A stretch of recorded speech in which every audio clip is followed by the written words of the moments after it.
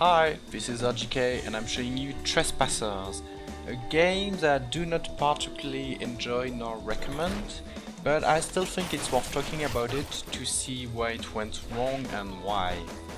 From the get-go I can say that the outward appearance is gorgeous. There's a nice CRT effect, like the old cathodic televisions. You can actually customize it.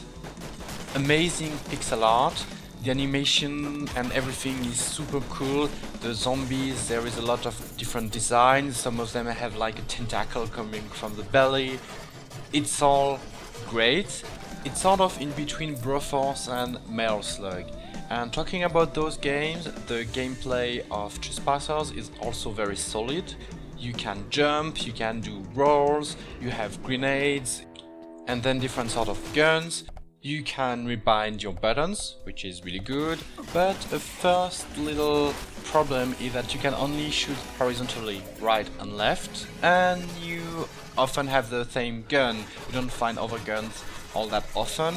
So in Metal Slug you have lots of variety from the guns and from also having some vertical situations. In Broforce you have all the crazy different characters and guns, and in Trespassers, well, it starts to feel a bit repetitive, especially considering that the zombies keep coming.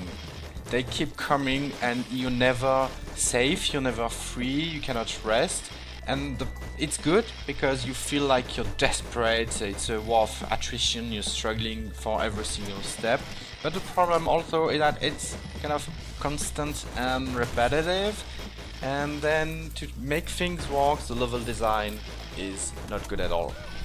So it's a lot of buildings, they are in the dark, and it's hard to find your way, so you struggle even more, you spend even more time than you would want in the level, just because it's in the dark and you don't remember where the elevators are, where the platforms to move up and down are, and you spend so much time like in this hospital level, and then finally you get the hostage, the survivor, back to the car, and then you have to go back to pick up another one. It takes ages and it's boring and tedious and repetitive.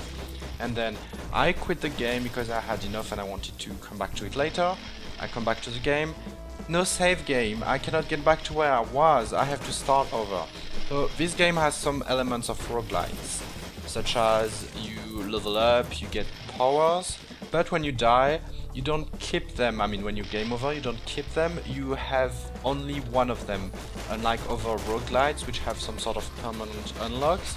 And usually you only have like 3 lives, and if you're playing in co-op, you just die if both players are dead, otherwise you can revive each other. There is some variation in the order in which to take the levels and some minor variations in the levels themselves, but still this is not a roguelite, so the permanent death and the no save game means that you always have to go back from the beginning, and it's so tedious and repetitive that I couldn't take it anymore.